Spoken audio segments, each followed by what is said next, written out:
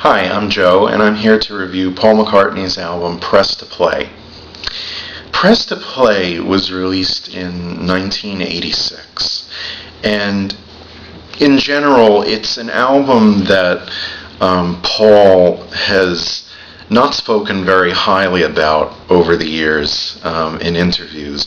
In fact, I've read a couple of articles and interviews with him over the years in various magazines where he said that it's an album that he's not particularly thrilled with, probably just because of the fact that it bears, out of all of his albums from the 1980s, I think, it's the one that sounds most of the period. There's a lot of synths and drum machines. It is pretty rockish, and it does have a rock sound to it, a pop rock sound to it. But it definitely, if you were to listen to it today in the year 2010, it sounds very 80s. That might be one of the reasons why he's not all that thrilled with it. Also, I know that the person who he co-wrote a lot of the songs with, Eric Stewart from the group 10cc, apparently there was a little bit of conflict there. I'm not quite sure what the whole situation was, but from what I've read over the years, it had to do with a little bit of possibly a difference of opinion, or maybe a misunderstanding of just what was to be done with that particular album.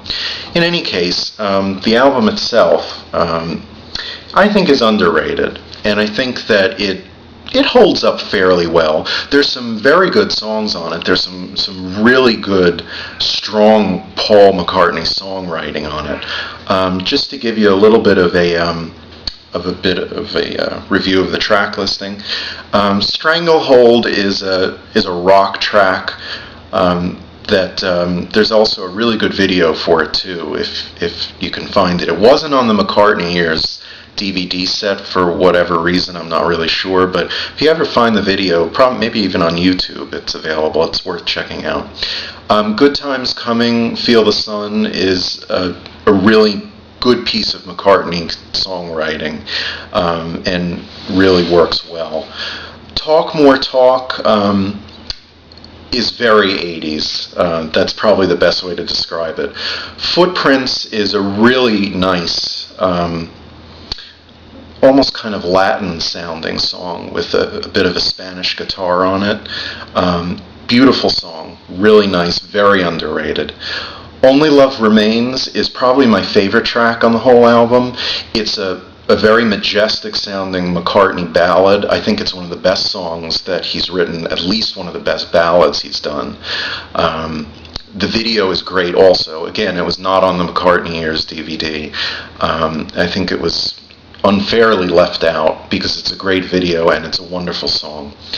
The song Press, the title track, somewhat title track, is also very 80s, very catchy, excellent, definitely very Paul sounding. It's fun to listen to. It's a really fun track. Pretty Little Head is, again, I feel like I'm a broken record saying this, but Pretty Little Head is very 80s also. Lots of drum machines, a little bit of the Lynn drums, kind of a Prince sound on that track too. Moreover Busker is a rock and roll song. Angry is McCartney in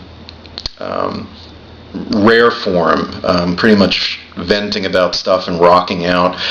It's a really good track. It's good to listen to when you want to let off some steam. However Absurd, in my opinion, is very Lennon-esque. It sounds a lot like John, particularly I Am the Walrus. Interesting lyrics too.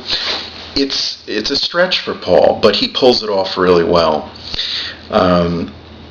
There's also a couple of other tracks on here which on the vinyl were not on the vinyl, but on the CD they were listed as bonus tracks. Right Away is a little bit like the song The Captain of Her Heart by Double, which was around at the time. I'm sure that Paul heard that song when he wrote Right Away. It's Not True is a pretty much 80s rock song. Tough on a Tightrope is a mid-tempo pop tune. And Spies Like Us, which is a bonus track on this particular reissue of Press to Play, is the track from the film Spies Like Us. Funny video if you can see it too.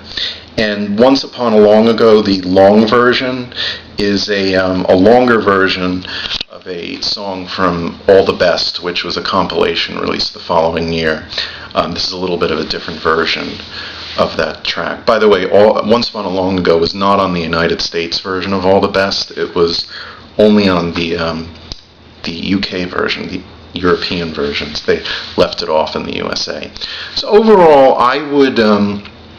I'd say Press to Play was a really good album. It's underrated. If you're a McCartney fan and you're collecting his albums, definitely give it a try and check it out. It's a very 80s sounding album, and it's Paul in the 80s. That's the best way to put it. It's a good album. It's worth checking out, and hopefully you will enjoy it.